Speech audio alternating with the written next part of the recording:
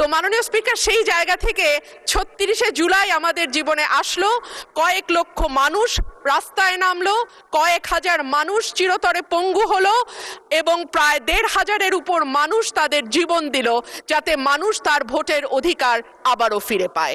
এবং আল্লাহর কাছে অশেষ শুকরিয়া মাননীয় স্পিকার, একটি অবাধ, সুষ্ঠু, নিরপেক্ষ নির্বাচনের মধ্যে দিয়ে ত্রয়োদশ জাতীয় সংসদ গঠিত হয়েছে এবং আমি এই সংসদে একজন স্বতন্ত্র প্রার্থী হিসেবে নির্বাচিত হয়েছি। মাননীয় স্পিকার, সংবিধানের 59 অনুচ্ছেদের দিকে আপনার দৃষ্টি আকর্ষণ করছি।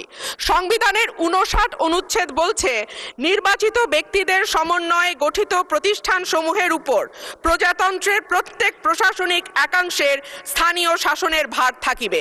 সোজা বাংলায় বলতে গেলে স্থানীয় সরকার পরিচালিত হবে নির্বাচিত প্রতিনিধিদের মাধ্যমে।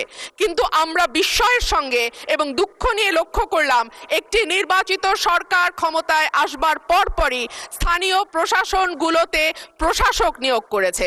মাননীয় স্পিকার, যখন শেখ হাসিনা পালিয়ে গেল তখনকার পরিবর্তিত পরিস্থিতিতে অন্তর্বর্তীকালীন সরকার প্রশাসক নিয়োগ দিতে বাধ্য হয়েছিল, কারণ আমরা দেখেছি ইউনিয়ন পর্যায়ে, উপজেলা পর্যায়ে চেয়ারম্যান বা মেম্বার যারা ছিল তারাও পালিয়ে গেছে।